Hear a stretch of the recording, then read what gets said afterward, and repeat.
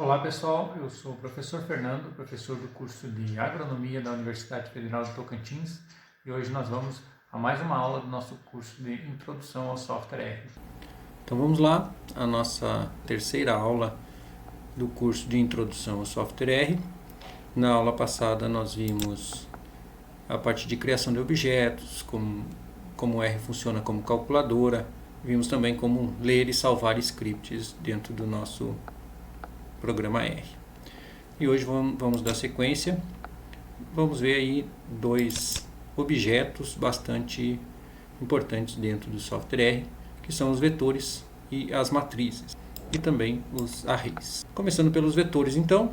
Então, um vetor é um tipo de objeto no R, ele é considerado o tipo básico, né, de objeto, e ele é um dos mais simples, né, de objetos para armazenar valores no R, e ele armazena um conjunto de valores, né, de elementos de mesma categoria, de mesma classe, de mesmo tipo. Então, o que seria um vetor? Um vetor é composto, né, por diversos valores do mesmo tipo. A característica dos vetores é que ele deve ser homogêneo quanto ao tipo de elemento que ele é contemplado. Nós temos vetores do tipo numérico e a função para criar um vetor é a função C de concatenação. Então, C abre e fecha parênteses. Então, aqui eu vou criar um vetor, chamei de V1, que vai receber, né, os valores que estão aqui na função de concatenação. Tem os valores 2.5, valor 4, valor 5, valor 2 e o valor 3. Vejam que a gente tem desde valores em decimais com valores inteiros. E a separação entre os elementos de um vetor é a nossa vírgula. E aí, quando eu gero esse vetor, foi gerado aqui o nosso vetor V1, e ele foi armazenado, né, dentro dessa variável chamada V1. Quando eu chamo a variável V1, está aqui, 2.5, 4.0, 5.0, 2.0 e 3.0. Vejam que o R ele já ajustou as casas decimais, né? O 2.5 era um valor com decimal, os demais não tinham, ele colocou vírgula zero em todos os demais. Esse é um vetor do tipo numérico. Nós podemos ter vetores do tipo caracteres, e aí usa a mesma função, porém os elementos que compõem o meu vetor de caracteres, eles devem ser englobados por uma aspas dupla. Então aqui nós temos um vetor do tipo caractere, V2, que vai estar aí Hello World. Nós temos vetores também do tipo lógico, que pode conter valores lógicos de verdadeiro ou falso, também criado com a mesma função de criação de vetor. Então, o meu V3 é um vetor lógico, verdadeiro, verdadeiro e falso. E o que acontece se eu passar na minha função concatenação elementos diferentes? 3, valor inteiro, um valor decimal, um caractere e um valor lógico. E aí o R vai fazer o que é conhecido por coerção. Ou seja, ele vai buscar o elemento mais geral, que engloba todos os demais, que vai criar o vetor 4, chamou aqui todo mundo, né, mais geral de caractere. Então, 3 como caractere, entre aspas, 2.4 como caractere, uma palavra como caractere e um valor lógico também como caractere. Então, ele padronizou tudo para ficar num tipo mais geral como caractere. E aqui eu criei um outro vetor, V5, que tem os valores 12 e 15.4. Então, diferentes vetores. Então, todas as minhas variáveis aqui, V1, V2, V3, V4 e V5, meus vetores. V1, numérico, V2, caractere, V3, lógico, V4, caractere, né? Transformou tudo num tipo mais geral, e o V5 é do tipo numérico também. Nós temos uma função muito importante em vetores, que é a função de contagem de elementos, né? Aqui são poucos valores, né? Fica fácil de eu contar que o vetor V1, por exemplo, tem 5 elementos. 1, 2, 3, 4, 5. Quando vetores grandes, ou para automatizações, precisamos contar a partir da função length. Essa função conta quantos elementos tem esse vetor. O V2, que é palavras, né? Caracteres, tem duas palavras, né? 2 elementos no meu vetor. Algumas operações com vetores. Então aqui nós temos o V1, acabamos de ver. Aqui eu estou alterando o vetor 2. Para eu alterar esse vetor 2, que atualmente está valendo esses dois valores, hello world, são duas palavras, eu estou transformando ele num outro tipo, né? Eu estou passando novos argumentos, né? Também dois argumentos, que são dois valores. Agora o meu V2 passa a valer 12.3570 e 15.4193. Operações de multiplicação por um escalar, multiplicando o V1 por 10, o que é o V1? V1 são esses valores. Quando eu passar um vetor multiplicado por um escalar, o que o R vai fazer? Pegar cada um dos valores do meu vetor e multiplicar por essa escalar. Então, 2.5 vezes 10, 25. 4 vezes 10, 40 e assim sucessivamente até o último valor. De maneira semelhante, se eu proceder à divisão, V1 dividido por 2, vai pegar cada um dos elementos do V1, que é 2.5, 4, 5, e vai dividir por 2.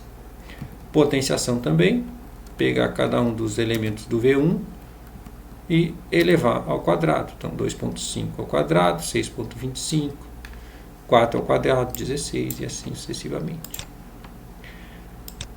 E a operação de multiplicação de vetores. Vejam, tem o V1 que tem 5 elementos, o V2 que tem 2 elementos. O que o R vai fazer se eu pedir a soma de um pelo outro? E observem que eles têm valores distintos. O R vai proceder ao cálculo. Vejam, nós temos aqui os valores de V1 e V2.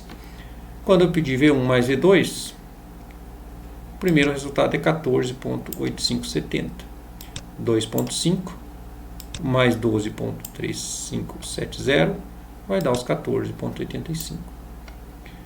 O segundo valor, o resultado foi 19,41, que é o segundo valor do vetor 1 mais o segundo valor do vetor 2. 15 mais 4, 19, 41,93. O terceiro valor deu 17,35. Porém, o V1 ele tem o terceiro valor. O V2 não tem valor na sequência. O que o R faz? Ele repete o menor vetor tantas vezes forem necessário até completar o mesmo número de elementos que tem o vetor maior. Então ele vai pegar esse 12.3570 e vai colocar como sendo o terceiro, o 15.4193 como sendo o quarto, e assim vai repetindo até completar 5. Né? Então vai pegar 5 mais o terceiro valor, que vai ser o 12, né? Vai dar 17. Depois o quarto valor, que é 2, mais o quarto valor, que vai ser a repetição desse valor aqui. E aí vai dar 17,41. E 3 mais o 12, que vai ser o quinto valor do vetor 2, vai dar 15,375. Então, isso é o que a gente chama de regra da reciclagem. Então, quando a gente soma dois vetores ou subtrai dois vetores, eles vão se autocompletar, né? Se reciclar para ficarem do mesmo tamanho. Uma outra função, uma outra operação importante nos vetores é a ordenação. Então aqui nós temos a ordenação, é dada pela função sort. Se eu tenho aqui o V1 é 2.5, 4, 5, 2 e 3. Se eu executar a função sort, ela vai ordenar os meus vetores de ordem crescente. Para eu ordenar de forma decrescente, eu uso a função sort, porém, eu vou passar um argumento, e aqui nós podemos pedir a ajuda da função sort. Pedindo a ajuda da função sort, nós vamos ver que tem um argumento chamado decreasing igual a false. Ou seja, o padrão é que é crescente, que é falso que seja decrescente. Mas caso eu passe como verdadeiro esse argumento, ele vai nos entregar como sendo de forma decrescente. Então, decrescente igual a true. E aí, o nosso vetor V1 será ordenado de forma decrescente. Aqui nós temos uma outra operação com vetores, que eu tenho uma constante π vezes um valor constante 10 elevado nos valores do vetor 1, que são 2.5, 4, 5, 2 e 3. Então, como que o R vai proceder isso aqui? Ele vai multiplicar o π pelo 10 elevado em cada um desses valores. 10 na 2.5 vezes π, depois 10 elevado na 4 vezes π, depois 10 elevado na 5 vezes π e assim sucessivamente. E vai apresentar os resultados de cada uma dessa resolução. 10 elevado na 2.5 vezes π deu 993,45. 10 elevado na 4 vezes π deu 31.415 e assim sucessivamente para cada um dos demais. A função de arredondamento também é uma função bastante utilizada.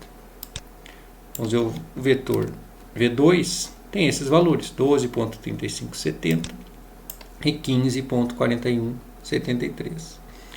A função round, ela tem como primeiro argumento o número que eu quero arredondar, o vetor numérico que eu quero arredondar os valores, e o segundo argumento são quantas casas decimais.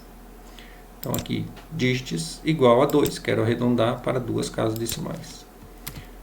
Vejam que aqui eu procedi o arredondamento e aqui no console vai executar o meu arredondamento. Nós já vimos que o nome dos argumentos eles podem ser omitidos, né? Sabendo que essa função round tem como segundo argumento, se nós pedimos a ajuda aqui, né? Como segundo argumento um número de dígitos, o primeiro é o x, o segundo são os dígitos, eu posso omitir essa informação, só colocando o valor do número de dígitos. Vai proceder da mesma forma, certo? Porém, se eu consultar o V2 novamente, continua valendo esses valores. Por quê? Eu não salvei novamente. Caso eu queira salvar com os valores arredondados, eu posso atribuir os valores arredondados ao meu vetor V2. E aí sim, quando eu consultar os meus valores de V2, agora eles estão arredondados. Como eu comentei, nós temos vários tipos de vetores. Vetor lógico, vetor inteiro, vetor numérico com valores não inteiros, né? Valores reais, double ou float. Caracteres, também chamados comumente de strings. Como fator, nós vamos ver mais para frente. Com números complexos, com data e tempo. Então, temos vários tipos de vetores. Para nós sabermos qual tipo de vetor nós estamos trabalhando, nós temos uma função chamada isVector. E essa função isVector, ela faz uma espécie de pergunta, né, de questionamento. Esse vetor V1 é um vetor ou não é um vetor, né? Esse objeto V1 é um vetor? Ele vai responder sim ou não. E nós temos várias funções, né? Is alguma coisa, is ponto. Essa função apropos, ela nos dá, né, com esses argumentos aqui, começa com i e tem um ponto na sequência. Quando nós consultamos esses valores, nós vamos verificar que tem várias funções com is ponto. Is.vector é essa aqui. Nós temos is.list, que nós vamos ver mais para frente. Nós temos is.na, para verificar se é um NA, nós já vamos o que é. Is.character e vários tipos de verificações aí do tipo de cada um dos vetores. Então, o nosso V1, que tem esses valores, vamos perguntar se é um vetor. Sim, é um vetor. E nós podemos perguntar também se ele tem elementos numéricos. E aí nós vamos verificar, sim, tem elementos numéricos. Nós podemos consultar também a classe desse vetor. E a classe desse vetor é do tipo numérica. Nós temos vetores também, vetores com valores numerados. eu estou criando aqui um vetor chamado notas, está sendo atribuídos os valores que vão estar nessa concatenação, entre aspas, João igual a 7.8. O outro argumento é Maria igual a 10. E a nota da Ana, 8.5. Então, tem 3 argumentos. Aqui eu separei a indentação aqui em várias linhas, só para visualizarmos de forma mais fácil. Crio o vetor notas, chamo o vetor notas, está aqui. João 7.8, Maria 10 e Ana 8.5. Se nós consultarmos a classe das notas, ele é numérico. O João, Maria e Ana são só nomes para cada uma dessas notas. Se nós utilizarmos a função attributes para notas, ele vai mostrar que nós temos esses elementos aqui nomeados, né? João, Maria e Ana, que são os nomes que contêm a informação numérica. Então, quando a gente chama os nomes com a função names, vai mostrar os nomes que contém nesse vetor notas. Nós podemos gerar vetores de sequências regulares, por exemplo, de 1 até 7, a gente usa 2 pontos, vai criar um vetor sequencial de 1 até 7. Mas as sequências não necessariamente precisam ser de valores inteiros. Eu posso usar a função sec para criar uma sequência que começa em 1, vai até 10 e está alterando, né, essa sequência de 2 em 2. Então o passo da sequência é 2. E aí a nossa sequência ficou 1, 3, 5, 7, 9. Mas não era para ir até 10? Sim, só que é de 2 em 2. O próximo seria o 11, já extrapolou o valor máximo. Uma outra forma é gerar essa sequência de 1 até 20. Porém, esse argumento length out 6. Quer dizer o quê? Eu quero de 1 até 20, mas que tenha 6 valores igualmente espaçados nessa sequência. Somente 6 valores, de 1 até 20. Aí 1, 4.8, 8.6, 12.4, 16.2 e 20. Então vejam, tem 6 valores variando de 1 até 20. Então o primeiro e o último. E os demais são calculados automaticamente para completar os 6 valores com igual distância entre eles. E uma outra forma de criar sequência é passando o primeiro argumento, o passo, né, de quanto em quanto que estará aumentando de um valor para outro, e quantos valores eu quero com o length out. E aí nós criamos uma sequência 1, 3, 5, 7, 9, 11 e 13. Ou seja, os 7 valores que eu pedi, o tamanho do meu vetor, 7, começando em 1 e aumentando de 2 em 2. Então vai gerar essa sequência aqui. Então essas diferentes tipos de sequência, né, elas possibilitam aí a geração de diversas sequências. As repetições também são interessantes. Nós temos como primeiro argumento da função rep, para repetições, o número que eu quero repetir, e o segundo argumento, a quantidade de vezes que eu quero que ele repita. Então, rep 1, 5, vai repetir o número 1 5 vezes. E aí eu posso extrapolar, né, usar o que a gente já aprendeu de sequências dentro da função rep. Eu quero rep dessa sequência de 1 até 4, e aí com o argumento times igual a 2, vai gerar essa sequência 1, 2, 3, 4, só que repetida 2 vezes. Então, eu quero 2 vezes essa sequência, número de vezes que repete a minha sequência. Um outro argumento, que é o h, a mesma função rep, da sequência de 1 até 4, e o argumento h igual a 2 vai fazer o quê? Vai repetir cada um dos meus elementos da sequência 2 vezes. E aí está gerado o nosso vetor 1, 1, 2, 2, 3, 3, 4, 4. Então, de diferentes formas aí para gerar repetições. E nós podemos também retirar amostras aleatórias. A função sample, ela tem como argumento o vetor da onde eu quero tirar amostras. Aqui é um vetor de 1 a 10, de uma sequência numérica de 1 a 10.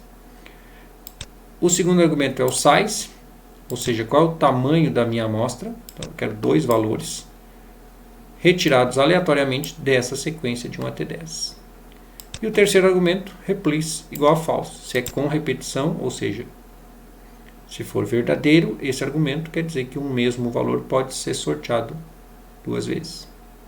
Se o padrão é falso, ele vai apresentar 2 valores aleatórios que não sejam repetidos, porque nessa sequência não tem valores repetidos. Sequência de 1 a 10 é sequencial.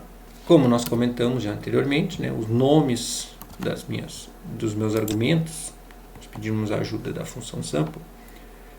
O primeiro argumento é o x, não foi nomeado, né? Poderíamos ter nomeado aqui x igual, daria no mesmo, né? Aqui, como é aleatório, vai pegar outros 2. O segundo argumento é o size, o terceiro argumento é o replace.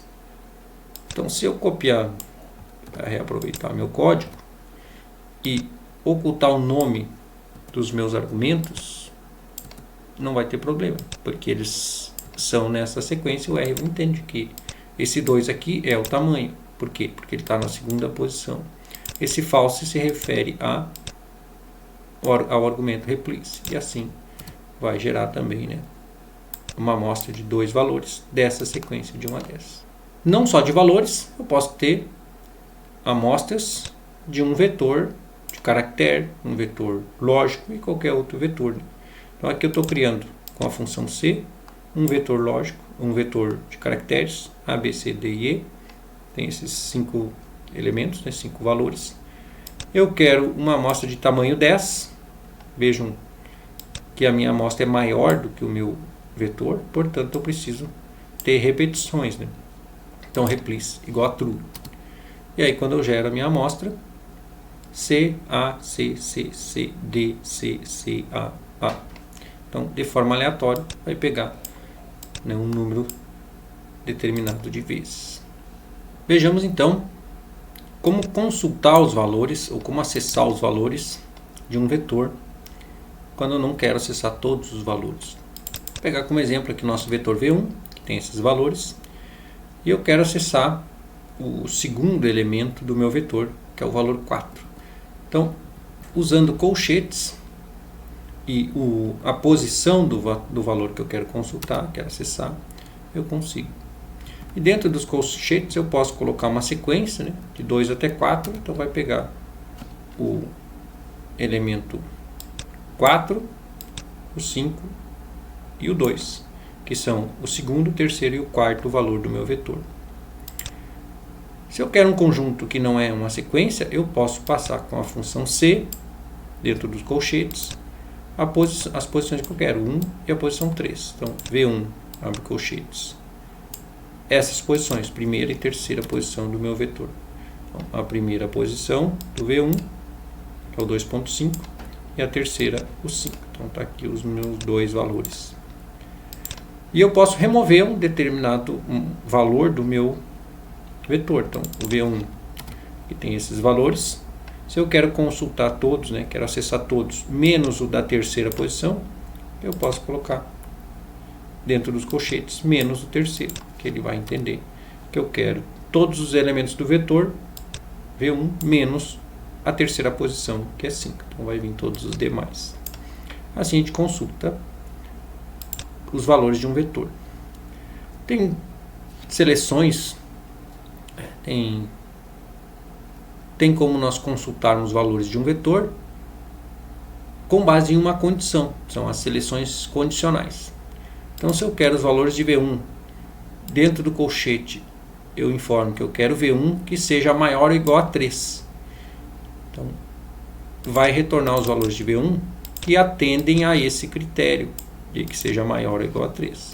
Então, vai voltar só os valores 4, 5 e 3.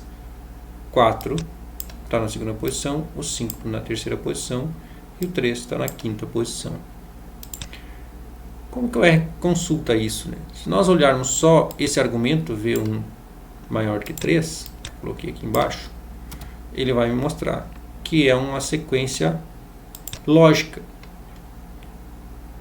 onde o primeiro valor do V1, que é 2.5, não atende o critério de ser maior ou igual a 3, ou seja, é falso o retorno. O segundo valor atende ao critério, porque é o valor 4. O terceiro valor também atende, porque é o 5. O quarto valor não atende, porque é o 2. E o último valor atende, porque é igual a 3, então vai atender. Quando eu informo para o R que eu quero somente esses valores dentro do colchete, ele vai retornar somente aqueles que são verdadeiros.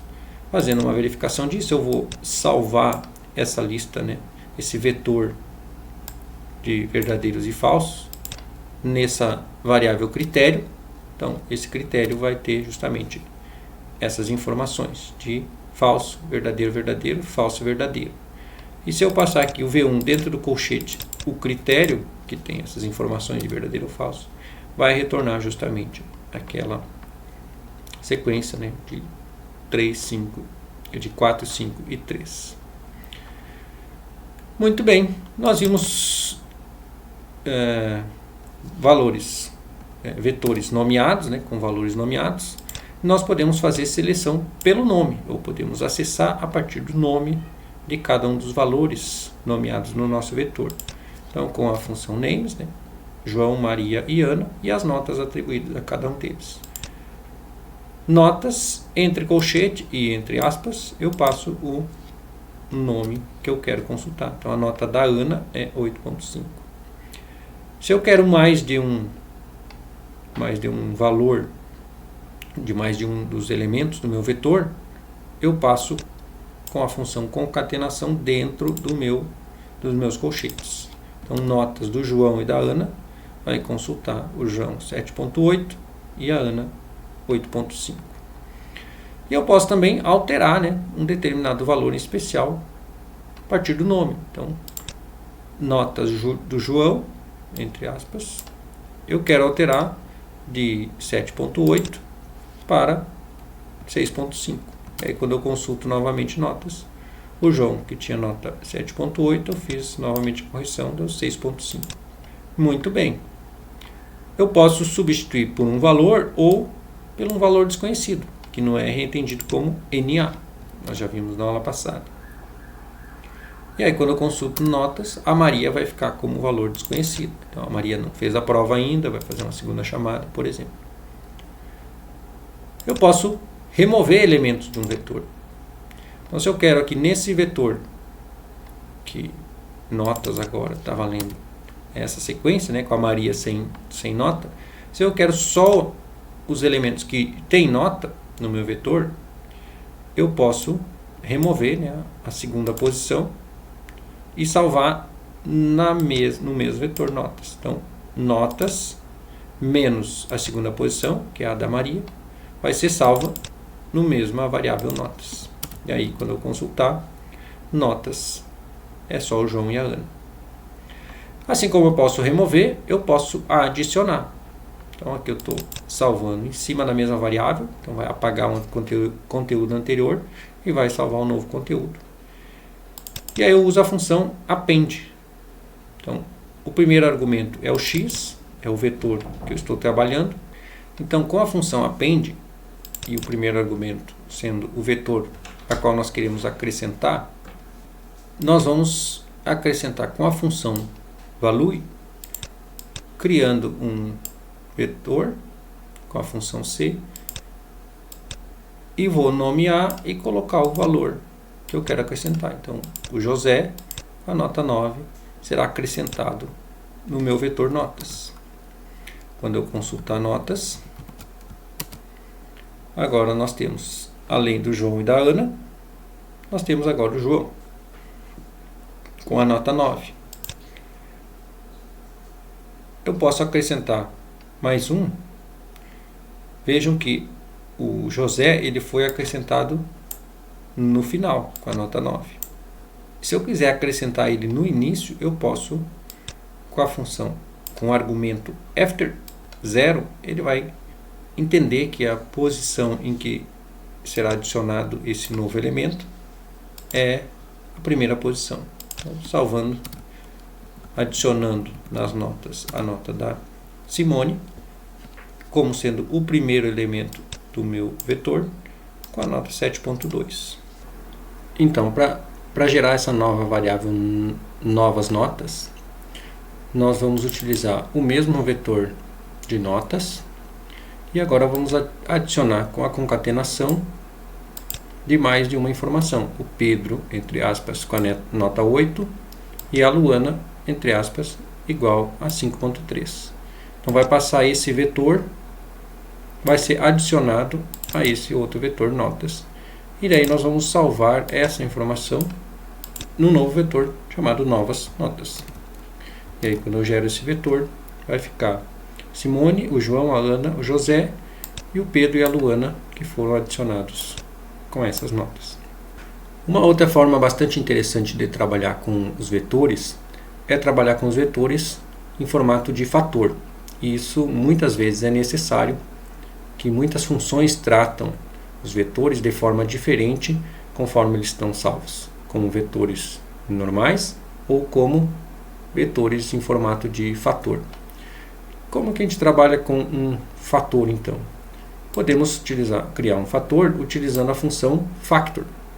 E aí o restante é muito similar. Por exemplo, um vetor com a informação de aprovação ou reprovação dos nossos 6 alunos, coloquei nesse vetor aprovado, aprovado, reprovado, aprovado, aprovado, aprovado e reprovado.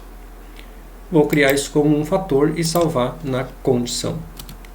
Quando a gente visualiza esse vetor, condição, ele tem o vetor com as informações passadas no vetor e também com os níveis desse vetor, que tem apenas 2 níveis, ou aprovado ou reprovado. Muito bem, essa é a diferença de um vetor que não é formato de fator para um vetor em formato de fator. Tem várias formas de nós gerarmos esse fator, né? Um vetor em formato de fator. Aqui um outro formato é que eu estou passando como informação uma repetição de uma sequência de 1 a 3, repetida 5 vezes em formato de fator, e vou salvar isso como uma variável trat. E aí quando a gente visualiza essa variável trat, ela tem a sequência 1, 2, 3, 4 vezes, né, repetidas 4 vezes, e tem os níveis apenas 1, 2, 3. Muitos cálculos, quando a gente deseja fazer para cada um dos níveis de um vetor, se ele está salvo como fator, facilita os nossos cálculos, que o R já entende que se trata de níveis que podem ser tratados, né, de forma semelhantes. Aqui uma outra forma de melhorar nessa informação de tratamento aqui para tabelas estatísticas, né? Aqui eu estou usando a mesma função, criando o mesmo vetor, só que de uma outra forma.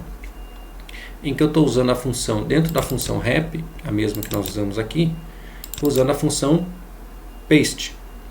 Essa função paste, ela possibilita juntar um texto com uma sequência numérica.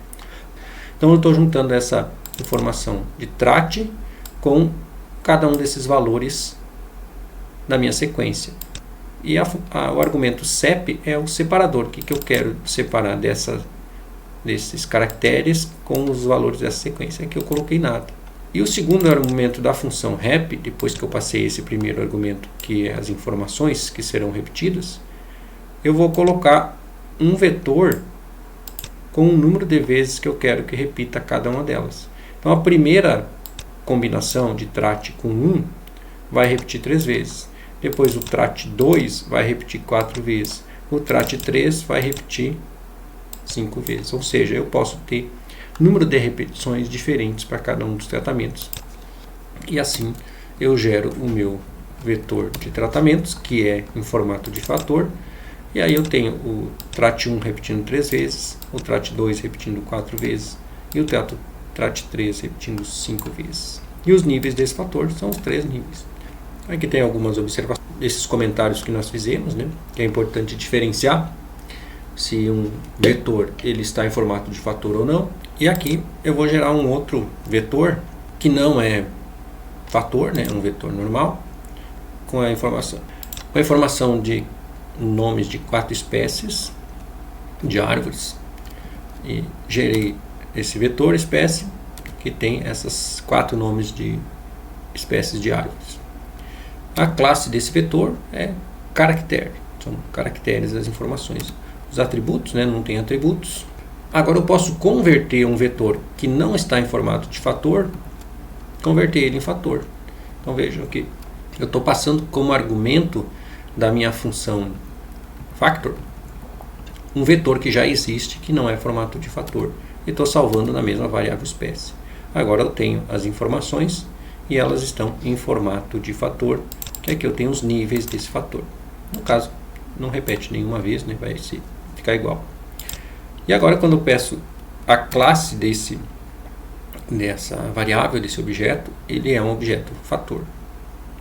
Quando eu peço os atributos, ele vai mostrar os atributos como sendo os níveis, esses aqui, e a classe é um fator. Algumas funções estatísticas do R, nativas do R, que facilitam nossos cálculos estatísticos. Estou criando aqui um vetor normal, aqui com valores. Uma variável y, que tem esses valores aí, pode ser de altura de pessoas, né? Se eu quero a média, eu uso a função median do meu vetor. E aí já vai calcular a média, 1,728. A mediana, a função median do meu vetor y, 1,71. O desvio padrão amostral do meu vetor y, 0,069. A variância, a função var do meu vetor y. O valor máximo do meu vetor y é 1,81. O valor mínimo do meu vetor y é 1,65. A quantidade de valores, a gente já viu, né? Lente dy. A quantidade de elementos que tem o meu vetor y é 5. E aqui nós temos uma função bastante utilizada, que é summary do nosso vetor, que faz um resumo estatístico. Então, quando a gente pede summary de y, vai trazer o mínimo, o primeiro quartil, a mediana, a média, o terceiro quartil e o valor máximo. Então, um resumo estatístico aí bastante interessante, né? Fácil de ver uma representação inicial dos dados aí. Usando aqui um banco de dados nativo do R, banco de dados íris, tem esses 150 valores, né, de comprimento e largura de pétalas e sépalas de 3 espécies dessa plantinha chamada íris. Né? Tem íris setosa, íris versicolor e íris virgínica. E aqui eu posso calcular para cada uma dessas variáveis, né, para cada uma dessas informações de comprimento e largura de pétalas e sépalas, eu posso calcular, né, as informações estatísticas. Íris, cifrão, para selecionar uma das colunas, e aí coloco a coluna que eu quero, que é comprimento de sépalas. E aí eu vou calcular a média com a função median, que deu 5,84. O desvio padrão, mesma coisa, SD do meu banco de dados íris, cifrão da coluna comprimento de sépala, que deu 0,82. Eu posso também calcular as informações estatísticas para cada uma das espécies. E aí eu preciso utilizar uma função de uma família de funções, a família apply, que é a função tapply, onde o primeiro argumento da minha função é a minha variável de interesse, no caso íris, comprimento de sépala. O segundo argumento é a variável categórica, ou seja, eu quero fracionar esse meu cálculo estatístico para a minha variável categórica, que são as espécies. Então, íris, espécies. E qual informação estatística que eu quero? A função a ser utilizada. Quero a média para cada uma das espécies na minha variável comprimento de sépala. Então, a função tapply vai fazer isso aqui. Calcular a média da setosa, a média da versicolor e a média da virgínica. Da mesma forma, se eu mudar somente a função estatística de média para desvio padrão, rapidamente teremos aí o desvio padrão para cada uma das espécies. Então, a variável, a nossa função tapply, ela vai funcionar sempre dessa maneira. Variável de interesse, variável categórica, que vai fracionar os cálculos, e a função de interesse, função estatística. Aplicando num vetor, ou melhor, aplicando num banco de dados, né, num data frame, que a gente já vai ver o que é na próxima aula, aplicando a função estatística summary, que faz o resumo estatístico, ele vai fazer já naturalmente esse fracionamento para cada uma das nossas variáveis. Então, quando as variáveis são quantitativas, vai calcular o mínimo, o primeiro quartil, mediana, média, terceiro quartil e máximo, para cada uma das variáveis quantitativas. Quando é categórica, ele vai contar quantas tem. Então, tem 50 para cada uma das espécies. Aqui eu estou gerando um outro vetor de tratamentos, em que eu estou aplicando uma repetição com a mesma função paste, que junta, né, junta caracteres com valores sequenciais, e o número de repetições aqui 4 vezes. Então, o número de repetição é igual. Então, se nós visualizarmos a estrutura aqui do nosso tratamentos, vai ser um vetor de caracteres, T1 4 vezes, T2 4 vezes e assim sucessivamente. E aí, quando eu gero uma outra variável, eu chamei de variável resposta, que vai receber esses valores, 100, 120, 110, 190, vai ser os valores do T1, 150, 145 e assim por diante, T2. Gerei a minha variável resposta, visualizo a minha variável resposta, também é um vetor numérico, tem 20 valores, assim como o nosso tratamento, né? O tratamento tem 20 valores. Eu posso aplicar com a função apply cálculo estatístico para cada um dos tratamentos, né? Então, a minha variável resposta, que tem a informação quantitativa, meus tratamentos, que tem a informação qualitativa, e a média, que é o que eu quero calcular. E vou salvar essa informação no meu vetor chamado médias. Então, quando eu visualizo essa média gerada, ela é um vetor, né? T1 média 105, T2 média 152 e assim por diante. Mudando somente a informação da estatística a ser aplicada, de mean para SD, vamos trocar para o desvio padrão e criar esse vetor com a informação de desvio padrão para cada um dos tratamentos. E dessa forma, nós finalizamos aí o trabalho com os vetores, que é a estrutura básica de armazenamento de dados no R. Muito bem, agora vamos trabalhar um pouco com matrizes. A gente já viu a estrutura básica, que são os vetores. Agora vamos limpar aqui a nossa tela, né? Limpar as informações no R. Aqui nessa vassourinha eu consigo apagar todas as minhas variáveis de ambiente. Então apago as minhas variáveis de ambiente, ficou limpo. Para limpar o console aqui, eu posso utilizar Ctrl L, ele vai limpar o nosso console para facilitar nosso entendimento. E aqui nós temos no nosso script como que funcionam as matrizes. A função para gerar matrizes é matrix. Entre colchetes eu tenho os dois índices. O índice I se refere às linhas e o índice J se refere às colunas. Então nós montamos as nossas matrizes com linhas e colunas da mesma forma que a gente aprendeu a trabalhar com matrizes no ensino médio. E aí nós vamos visualizar as matrizes, né, na prática. Então vamos criar a primeira matriz, que eu chamei de M0, né, recebe essa função aqui, matrix, vai informar que o que nós estamos criando é uma matriz. A primeira informação são os dados. Quais são os dados que vão compor, né, a minha matriz? Então o argumento data vai informar que esse primeiro argumento são os dados. E aqui eu coloquei uma sequência de 1 a 12. O segundo argumento é Rainy Room, que se refere ao número de linhas. E o terceiro argumento, Ncol, se refere ao número de colunas. Então vou gerar uma matriz com números sequenciais de 1 a 12, com 4 linhas e 3 colunas. E vou armazenar essa matriz na minha variável M0. Gerada a minha matriz, está aqui a minha variável M0, e esse é a minha matriz. 1, 2, 3, 4. Finalizou a primeira coluna, que foi, já fechou as 4 linhas que compõem cada uma das colunas. Começa a preencher de cima para baixo novamente. 5, 6, 7, 8 e assim sucessivamente. Então veja que o padrão do R, o preenchimento é por coluna. Preenche a primeira coluna, depois a segunda, depois a terceira.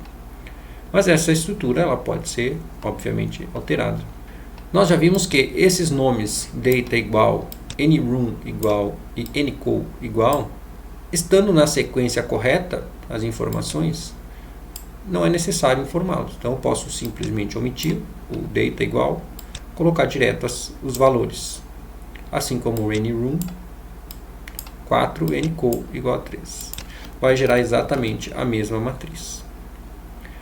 Gerando uma outra matriz, de 1 até 12 também, só que agora eu vou omitir a informação de número de linhas. Eu vou informar apenas o número de colunas.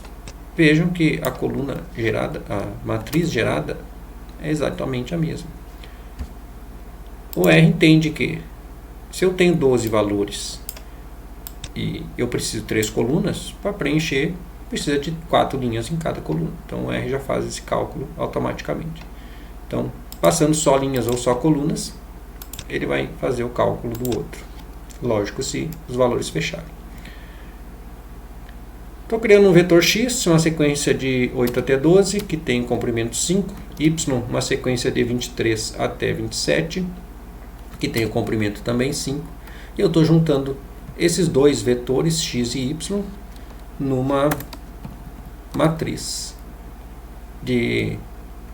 Esse argumento aqui é os dados. O segundo argumento padrão é o número de linhas. Então, se eu informei o segundo argumento como 5, quer dizer que essa matriz terá 5 linhas.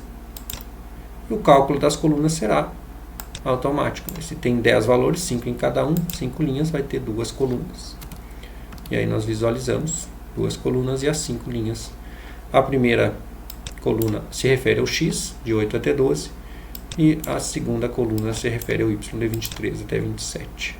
Muito bem. Para eu consultar os valores do corpo de uma coluna, é semelhante ao vetor, só que agora em 2 dimensões. Dentro do colchete, o nome da minha matriz.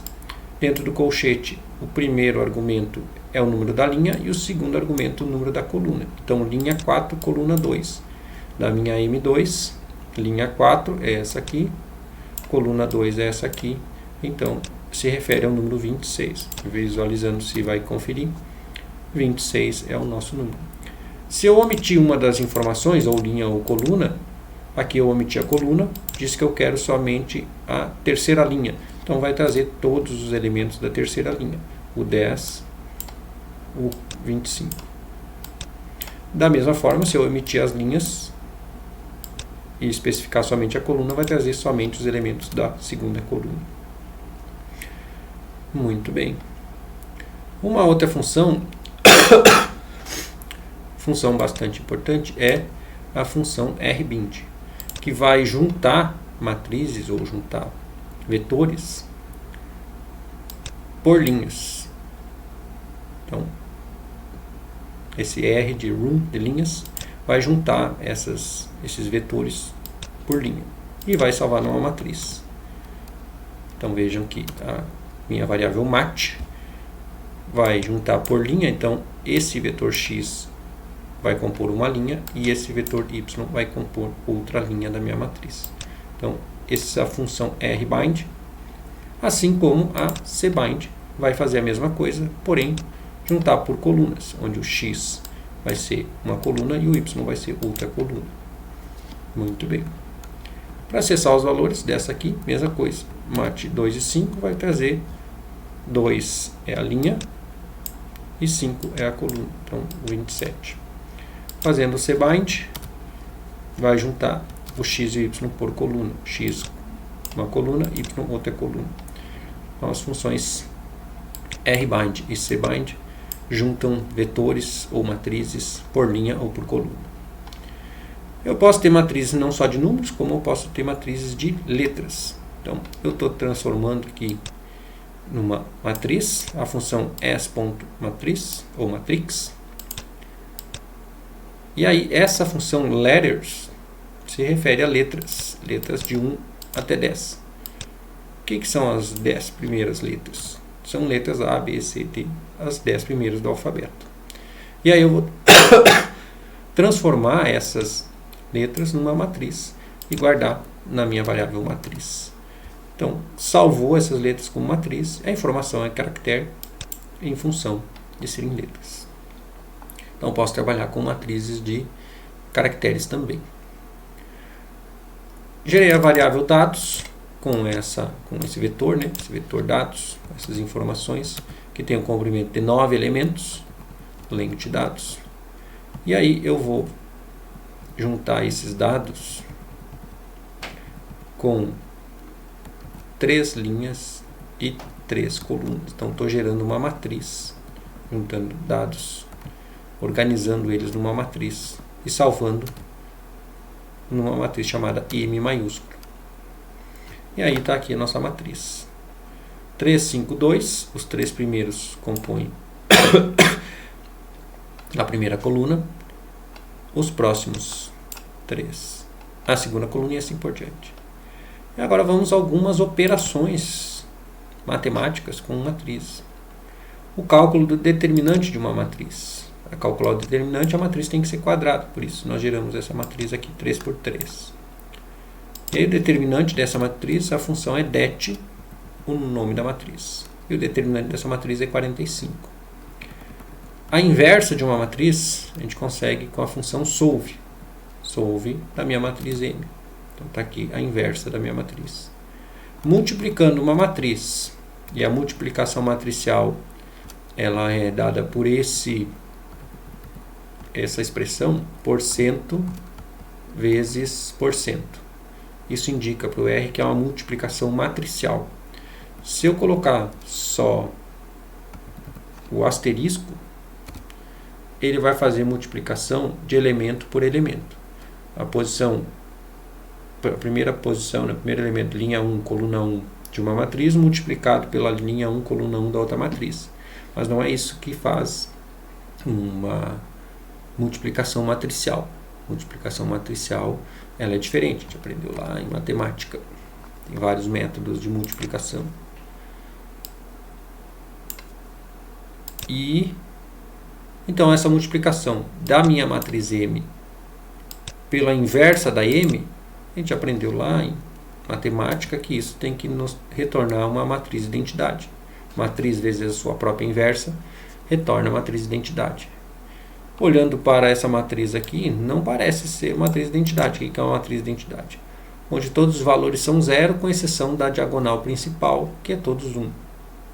Aqui na diagonal principal, 1 vezes 10 na 0, né? 1. Aqui, menos 1,11 vezes 10 na menos 16. Vejam que todos são elevados, né, em números bem pequenos. Isso aqui são arredondamentos, né, que se aproximam muito de zero. Então, se nós fizermos um arredondamento, vamos arredondar isso aqui para 0 casas decimais com a função round dessa mesma multiplicação, aí nós vamos ver que ela é realmente a matriz de identidade. Nós temos na diagonal principal tudo 1, o restante da matriz é toda 0. Então, uma matriz diagonal. Transposta de uma matriz, a nossa matriz M, lembrando que ela continua original, né, essa aqui. A transposta dela é T, a função T, simplesmente. Vai trazer a transposta. O que é a transposta? O que era linha, 3, 5, 2, vira coluna, né? O que era coluna vira linha, 3, 5, 2, dá no mesmo. A diagonal de uma matriz, a função diag, ela retorna, né, ou extrai somente os elementos da diagonal da minha matriz M. Quem são a diagonal? A diagonal principal é 3, 7 e 1. Então, diag dm vai retornar 3, 7, 1. Podemos colocar nomes na nossa matriz. Então, colocar o nome no lugar desse colchete, vírgula 1, fecha colchete. Podemos chamar isso aqui de coluna 1 ou de C1 e assim por diante. Então, estou criando aqui com a função DINNAMES M, ou seja, a função DINNAMES vai atribuir aos nomes a essa matriz. E aí os nomes eu vou passar nessa lista aqui. Depois nós vamos aprender o que é lista. É criado com essa função list. E aí nós vamos passar L1, L2 e L3, entre aspas, vão ser os nomes das linhas, e C1, C2, C3, o nome das colunas. E agora, quando nós visualizarmos a nossa matriz M, nós vamos ter aqui coluna 1, coluna 2, coluna 3, linha 1, linha 2, linha 3. Muito bem. Algumas outras funções de cálculos de totais. A função margin.table da minha matriz M com o segundo argumento margem igual a 1 vai retornar os totais das linhas. E o margin table da matriz M margem igual a 2 como argumento vai retornar o somatório das colunas. E dessa forma a gente finaliza aí o que é como trabalhar com matrizes.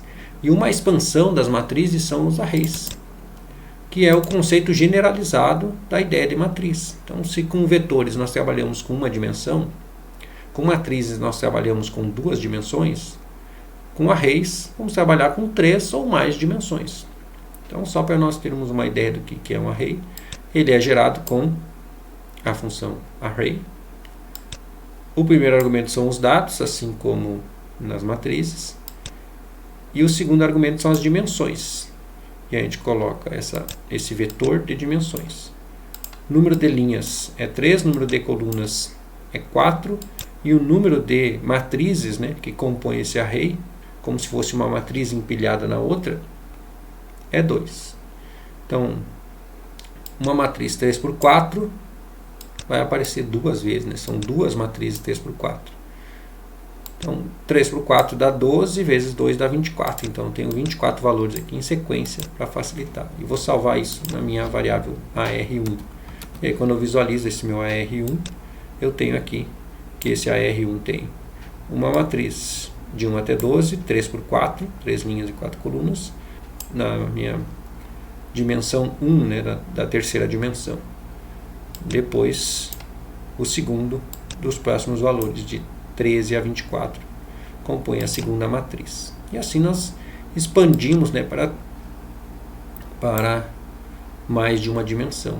A consulta nos elementos de um array da mesma forma que matriz, né? Então, se eu não especificar as linhas, especificar só as colunas, que eu quero as colunas 2 e 3, e não especificar a terceira dimensão, vai trazer todas as linhas, todos os níveis da terceira dimensão e as colunas 2 e 3, entre colchetes.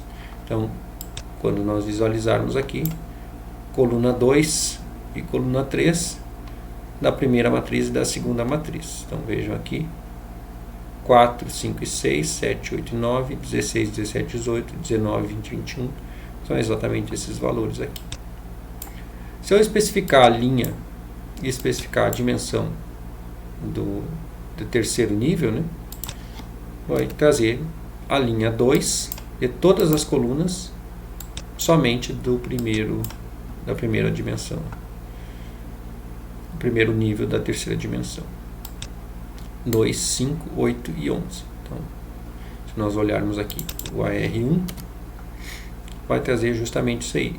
Linha 2, todas as colunas somente dessa primeira dimensão aqui. Então, 2, 5, 8 e 11. Foi justamente isso aqui que voltou. Eu posso somar, usando a função sum, AR1, que é o nome do nosso array, somente o primeiro nível da terceira dimensão. Então, somar somente os elementos da primeira matriz que compõe o meu array, que é a soma de 1 até 12. Né? Posso atribuir nomes com a função de names, que por enquanto não tem nomes. E aí eu coloquei aqui uma lista que para o primeiro nível, que são as linhas baixo, médio, alto, são 3 linhas. O segundo nível, que são as colunas, eu usei a função paste para juntar trate de 1 até 4, sem separação. E o terceiro nível, coloquei nomes de espécies.